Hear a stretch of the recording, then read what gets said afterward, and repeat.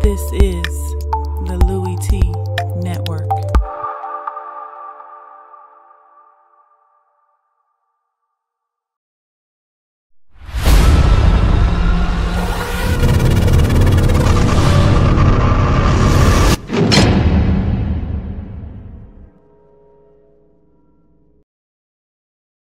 Who else could it be? Me, your man, Louie T. Welcome to lockdown coverage week number 9 of the National Football League. Baltimore Ravens at the Tennessee Titans. Remember when this used to be a huge matchup in the AFC? Now, I'm going a little bit far back here. Early 2000s, late 90s. Remember that? 99, 2000, 2001. Remember those matchups? Ray Lewis, that Ravens defense, Steve McNair, Eddie George, and that Titans offense, and that tough Titans defense. Those were the good old days, wasn't it? No, it wasn't. But in any event, this game doesn't have as much meaning as it used to. I'm trying to think. Did those two teams used to be in the same division at one point? I may be off my rocker a little bit, slightly. Could have sworn that those two teams were in the same division at one point. Probably not. But in any event, it seemed like they were in the same division. It seemed like they played each other all the damn time, and every game was like 10-7, 13-10, or 12-9. Or 16-13. But in any event, this was a game that the Ravens looked at. One, was Joe Flacco going to be able to play? Check. All right. Can we put together a 2-game winning streak and get back to 500? Don't know about that. Titans coming off of a bye week. They're playing some good football. Mariota's really healthy now, as evident of him running read option and being back to his normal self. So it was going to be a daunting task to go in there and get a dub, but it was possible. They were going to have to stop the run. They were going to have to go in there. Flacco and his offense was going to have to perform at the level that they did against the Dolphins, and the defense was going to need to create some turnovers. The defense did create a turnover, but it wasn't enough.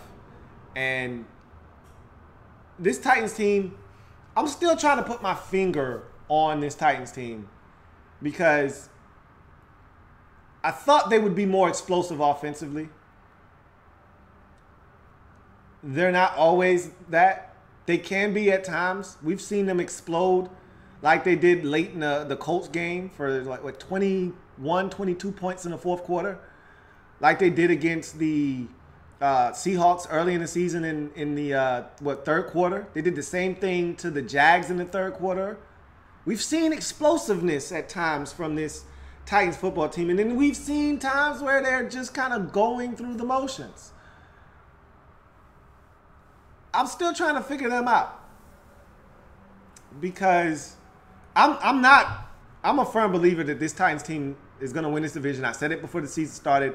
I told you I was on board with this Titans team. I'm still on board with this Tennessee Titans football team. I think the sky's the limit for the Titans. I think they're a hell of a football team. They can do some things that most NFL teams can't, and they can do the things that will allow you to be successful in December, into January, and possibly into February. Okay, they play defense, they can run the football, and they've got a quarterback that can move around.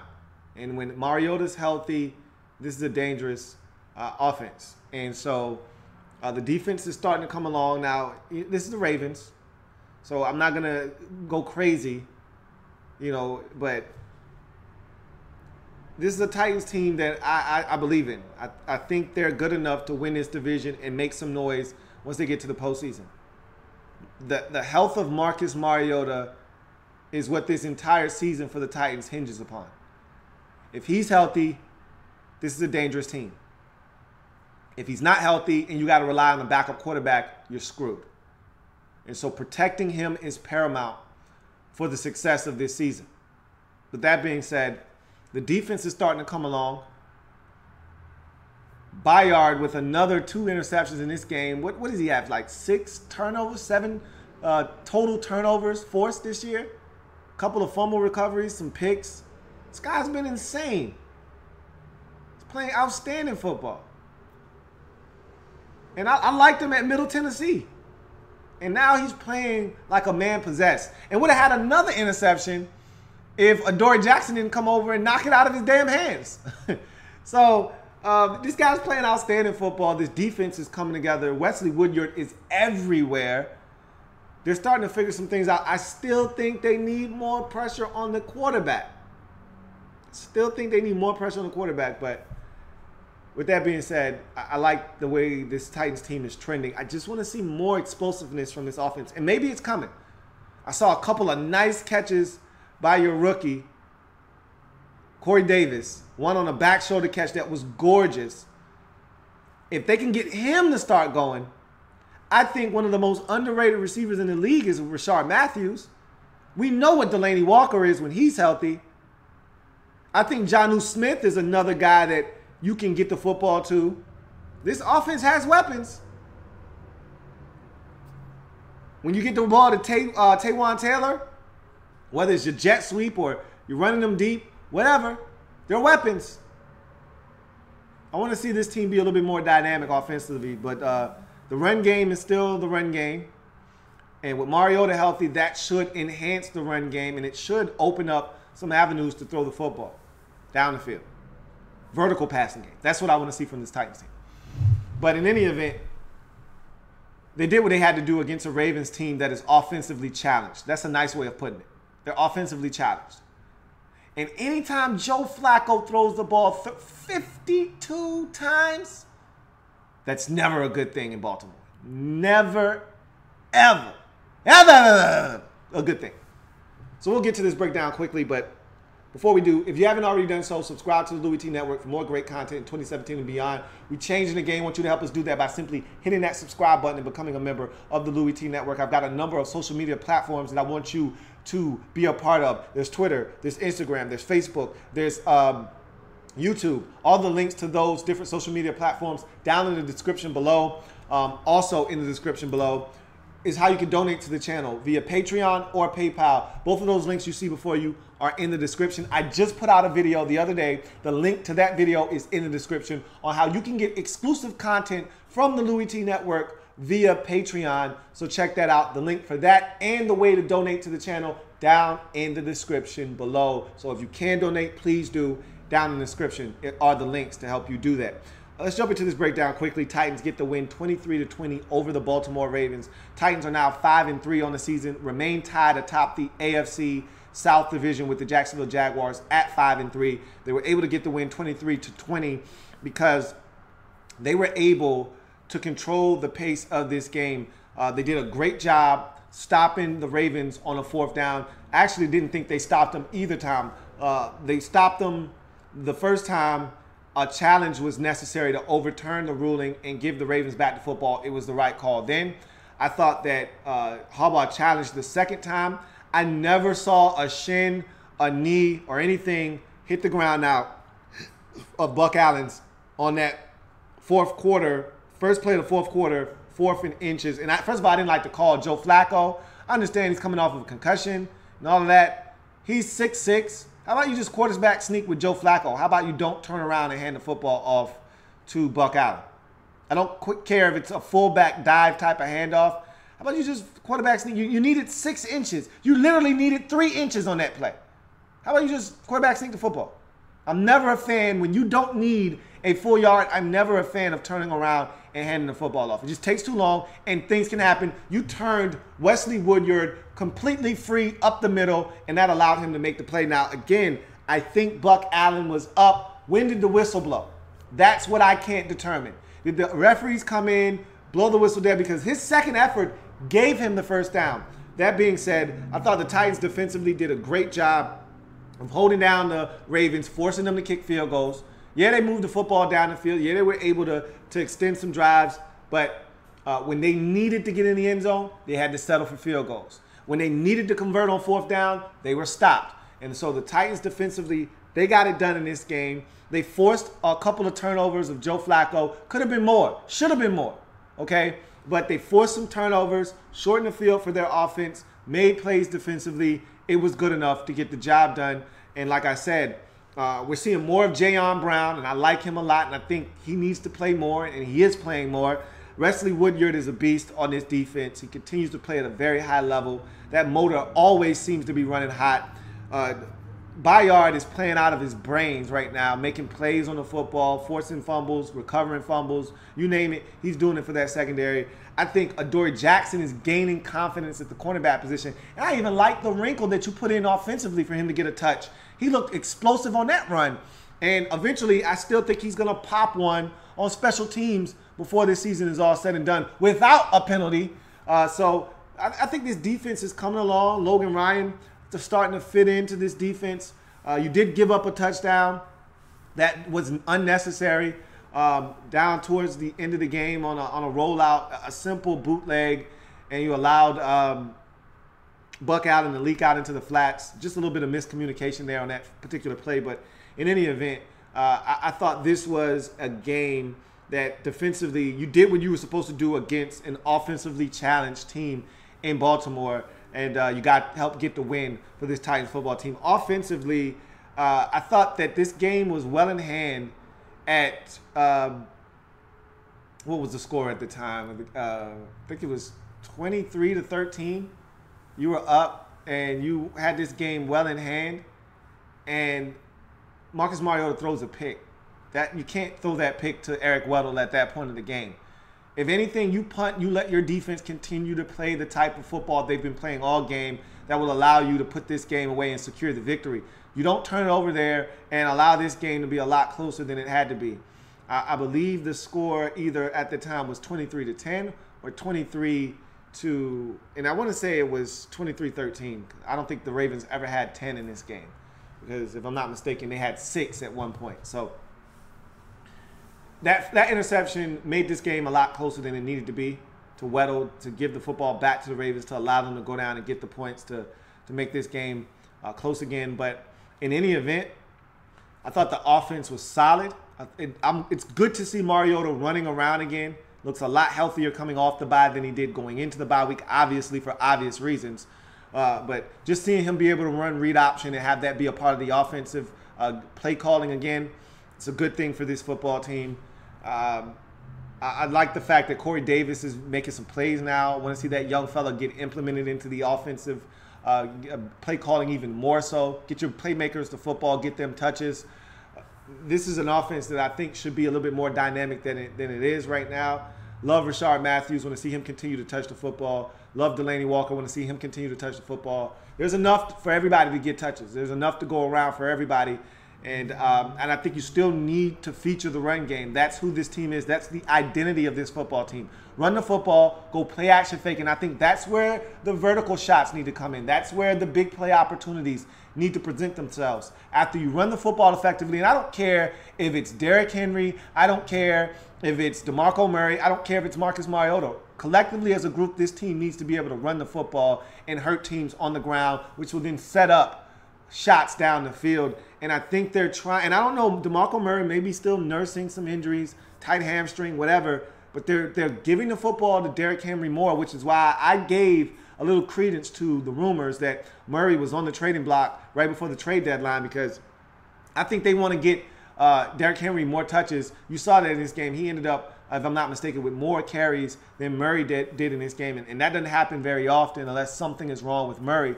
But in any event, this is an offense that I think they're going to start to hit their stride. They haven't hit it yet because of the injuries and all of these different parts being out of the lineup. But now with a healthy Corey Davis, it seems like, a healthy Mariota, and I think they're starting to figure some things out in that backfield. All of a sudden now, this offense looks like they're well on their way to putting some things together at the right time of the season. At 5-3 right now, with the entire division ahead of you, you've already lost to the Texans, but they don't have Deshaun Watson anymore, and they got to come to you guys. You should be able to get that one. You've already beaten Indy once. You've already beaten Jacksonville in Jacksonville. So everything that you need is right in front of you now. Now the question is, can you find a way to beat teams outside of the division, which will make your path to the division crown that much easier. We'll see. Because to me, this is a very talented Titans football team that I think is ready to take that next step, win the division, make the postseason, and even if you bow out in your first game, just the experience alone is priceless. And I think that in itself will help propel this team to bigger heights in the future. But this is a Tennessee Titans team that I think defensively, they're starting to make plays. Offensively, they need to take that next step. And I think health now is imperative. You got a winnable game at home versus Cincinnati. You need to find a way to get that done. And after that, continue to build confidence on both sides of the football, as you did in this game defensively against a bad Ravens offense. You go to the Ravens side of things, and quickly, it should be criminal for Flacco to throw it 52 times. They're not good enough offensively. There's not enough skill guys. I like Jeremy Maclin. I like Benjamin Watson. That's pretty much all you got. And then you're throwing it to the backs a ton, okay? So if you're going to do that all game long, if you're going to throw it to the backs, you're going to throw it to Watson, you're going to throw it to Maclin a million times, then you need to just turn around and hand it off to your running backs because they're dynamic. Alex Collins, Buck Allen, they can get it done, all right, as a tandem in the backfield. There's no excuse for you to run it 22 times but throw it 52 times. You weren't down that much in this game. You were never down that much except for at the very end. And even then, the run was still in play. So I don't subscribe to Flacco throwing it 52 times because you don't have good enough players out wide. You don't have good enough skill players for Flacco to throw it 52 times. There's no excuse for that. So I don't understand the play calling there necessarily. But, okay, whatever. Defensively, I thought it was a solid performance defensively. But the offense made some mistakes. Flacco had 2 interceptions, should have had more. Put you in some tough spots. And the Titans were able to take advantage of that. Bottom line is, this Ravens defense, in order for this team to have a chance, they're going to have to create turnovers. I've said it before. They did create 1 turnover in this game, and that was the pick of Mariota. That led directly to a touchdown. So you're going to have to create turnovers. That is a part of your job, and it sucks that every game you're going to have to help out your offense, but that is your job. In order for this team to have a shot, the defense has to make their part of the job a lot bigger than it's supposed to be. But it's unfair, but it's the way it is because this offense isn't very good. And so because of their deficiencies, you're going to have to pick up the slack. You're going to have to create a turnover or 2 in every game moving here on out to have a shot. At 4-5, you're still right there in the thick of things in the wild card. You're not going to win the division. This team isn't good enough to win the division. But what you can do is you can still make a run at the wild card. That's still wide open in the AFC, as it is in the NFC. A lot tougher in the NFC, lot better teams. So a lot more wide open in the AFC. There's like 3 teams and then everybody else in the AFC. 3 or 4 teams. And so the wild card is wide open. So you got a shot, but your inability to score the football offensively, to me, is going to be your downfall. I've said it a number of times, and that hasn't changed. And so I think you're going to struggle to score, and that's where the defense is going to have to pick up the slack. They tried in this game, but it wasn't enough. And so you're going to need special teams to contribute a little bit, and you've been dynamic on special teams this year. You're going to need them to fill a void for you as well because everyone's picking up slack for the offense. At some point, the offense has to be accountable and pick up their own slack. But until then, special teams defense going to have to do that. You didn't get anything from special teams in this game. You did get a pick from Eric Weddle in the defense, and that did help you out, but it wasn't enough. Let's get to comments out there quickly before we roll out. John Perez says, 2 questions. Do you see a breakout game coming from Corey Davis, and do you think Derrick Henry is a franchise running back? Yes and yes. When will that Corey Davis breakout game come? Probably in the division against a team that'll give it up like Indianapolis at home. That sounds like a good game for him to have a breakout game in. I think they played Indy already at home, so it'll have to be in Indianapolis. It really doesn't matter where that game is. They should be able to take care of the Colts. They've struggled with the Colts, but that was with Andrew Luck at the helm. He's not at the helm. You got to find a way to win that game. But yeah, there's a Corey Davis breakout game coming at some point, and Derrick Henry is definitely a franchise running back. I think he does need a running mate, though. Yeah, you can give it to him 25 times, but I think he is a lead back, but he still needs a guy to spell him. Like, I don't think he's a great third down option. So I still think you need a guy that can catch it out of the backfield, that is good in pass pro, that can spell him. And he can be on the field on third downs. It's not like Derrick Henry can't be on the field on third downs, but I think you need a change of pace. So I like what they have going on right now in Tennessee, and I wouldn't be opposed to them flipping the script and having Henry get more of the touches and Murray spelling him. It wouldn't make me want a bit of difference, because I think those two are interchangeable. Marcus Marigoda says, Kevin Byard is the real deal, and also watch out for Jayon Brown next year. Jayon Brown, like I mentioned already, your rookie at linebacker out of UCLA, playing some good football. He's going to get more and more snaps as this season progresses, and eventually he's going to take over a starting spot on this team. And Kevin Byard, I've always been a Kevin Byard fan since Middle Tennessee, and he's continuing to show why he was underrated coming out of the NFL draft a couple of years ago as a third-round pick. Rashad Hunt says, at best, I see the Titans and Jags going 6-2 to finish off their seasons. Where do you see the division ending up when you match up the schedules? I haven't had a chance to look at the schedules head-to-head to see what both teams will ultimately do. I think where it's going to come down to is who has the better divisional record. And that's why the next time you two meet, it's going to be imperative that you sweep them, because it may ultimately come down to you sweeping them and having the edge over them by a game, because both of you have a loss in the division to your name, but yours just happens to come to the Texans. Meanwhile, theirs has come to you. So if you can get that sweep over them, that may hold the key, because you don't have to lose another game in the division. If you beat them again, you don't have to lose another game. They don't have to lose another game in the division if you don't beat them. So I think when it's all said and done, it's going to come down to who's got the best divisional mark. Whoever goes 5-1 in the division is going to win it for me. And I've said it before, and I'll say it again. I think that team is going to be the Tennessee Titans. Rashad Hunt says, give me one position that would best improve each team. Ravens and Titans? If you're talking about both of those teams, the Ravens need to get more pressure on the quarterback. Obviously, I wouldn't be saying anything if I said they need to upgrade a quarterback, they need to upgrade a receiver. I'm not saying anything that anybody watching the Ravens couldn't have told you 2 months ago before the season even started. But I think a deeper issue is the lack of pass rush. They don't get to the other team's quarterback nearly enough without pressure.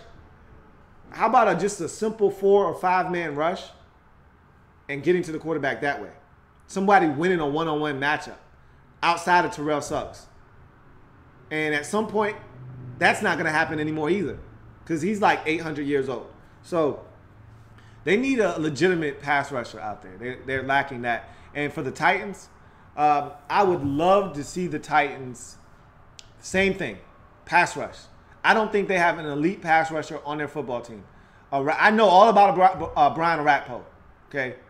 I know all about Orakpo getting double-digit sacks and those being the most meaningless 10 sacks you've ever seen, 3 of which came in one game. I know all about Brian Orakpo, all right?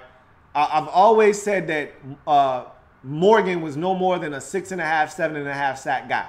That's who he is. All right, Derek Morgan is solid. He's not great. He'll never be great.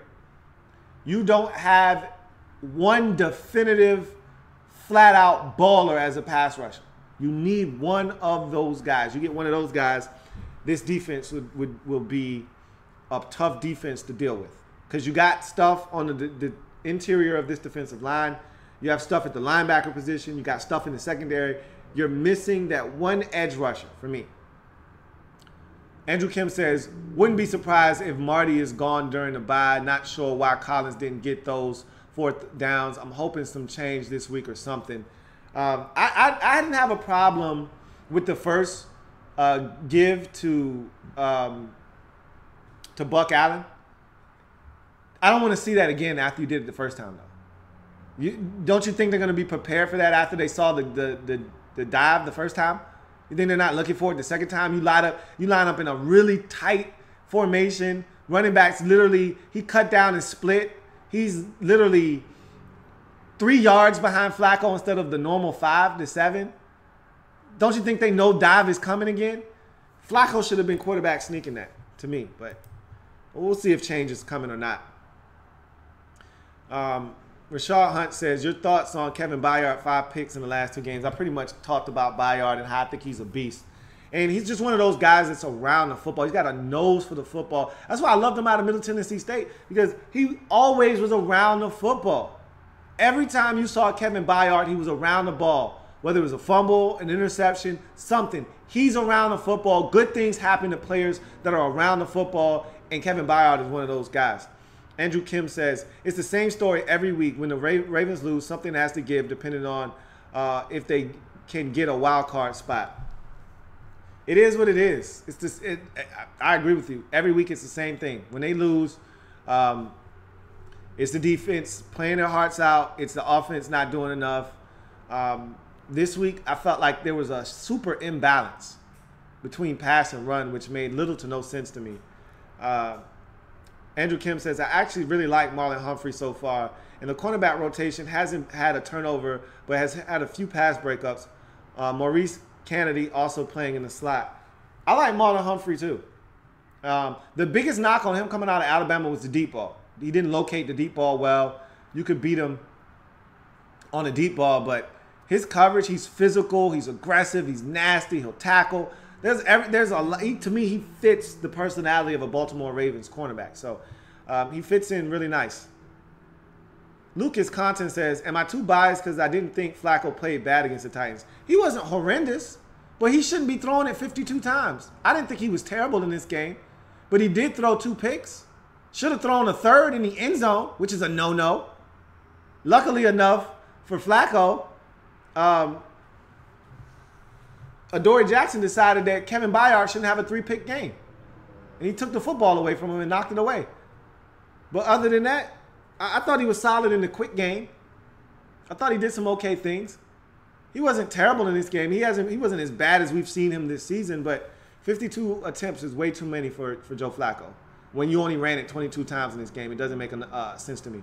Andrew Kim says, yeah, the interior rushers haven't done much this season. I like Judon, but he isn't consistent enough with the same with Zadarius Smith. I like Matt Judon a lot. I actually really do. I just think you need one edge rusher, one dynamic edge rusher. It'd be nice if you had some interior rush too. But I'd just be happy with Brandon Williams and company collapse in the pocket if they could just do that. But there's no reason for a quarterback to be afraid against the Ravens to step up or even back up if there's no real pass rush on the edges. So we'll see. Lucas Content says, Ravens D lacks dominant pressure that they used to have at the end of games. Don't like Dean Pease as the DC for a long time now. Marcus Marigoda says, I have a feeling that Jayon Brown will be the next Kevin Byard of next year. Andrew Kim says, I think Chris Moore has to play more over Perriman. His drops cost them drives and help defenses get turnovers. It's ridiculous with the drops. I told you his hands were suspect coming out of UCF. That was a fact. That alone, to me, said he shouldn't have been a first-round pick. The measurables is what the Ravens fell in love with. But his hands alone should have stopped him from being a first-round pick. That being said, I told you 3 weeks ago, I think it was against the Colts, that Chris Moore needed to play more. I don't know where he's been and why he's not getting more opportunities. But I said, I like Chris Moore. And I think he caught the football on the fake punt. He needs to play more. I mean, again, I guess because he's a first-round pick and you want this guy to work out, I understand that. But he's not the better of the two. But anyway, Blackjack1414 says, do you think the Titans play call is getting too predictable? Should they let Mariota have the reins a bit more? Maybe. I don't know if it's necessarily too predictable, but I think they could get a little bit more creative, if you know what I mean. I mean, if you looked at all of the things that the Texans were doing with Deshaun Watson, if you look at what the Kansas City Chiefs are doing with Alex Smith, there's a higher degree of creativity being shown with those two offenses when Watson was healthy and with the Chiefs, with Alex Smith. Mariota can do everything that those quarterbacks can do and maybe even better in certain situations. I'd love to see them be a little bit more creative with him because this offense should be dynamic and there's enough weapons for this offense to be a lot more dynamic than it's been at points this season. We've seen them be explosive. I want to see them be explosive on a more consistent basis, and I think they can if they're a little bit more dynamic in their play calling. But I don't want them to go away from the run at the expense of trying to be more dynamic. The run is their identity. I think if they run the football effectively, everything else will come. So I don't want them to trade off being a smash mouth football team, running the football down opposing teams' throats to try to be more exotic and dynamic. I think the dynamic, explosive plays will come if you run the football effectively in Tennessee. But that being said, Titans get the win, 23-20 over the Ravens. Move to 5-3 on the season with the win. Stay atop the AFC South, tied with Jacksonville. Meanwhile, Baltimore drops to 4-5. Thought last week might have been a breakthrough for them, scoring 40 points. It wasn't. Back to the same old Ravens. Same ineptitude offensively. Same good play on special teams and defense, but just having it not be enough because the offense didn't do its part. If it happens in the National Football League, whether big or small, we cover it all here on the Louie T Network. Come back and join me as I continue to break down anything and everything in the National Football League. Got another ass whooping on deck. Giants, Rams. Boy, that one got ugly quick. That's going to be a quick video. I'm not going to waste a lot of time on it. 51-17. It's coming your way next. I'll see you in a second. Don't go anywhere.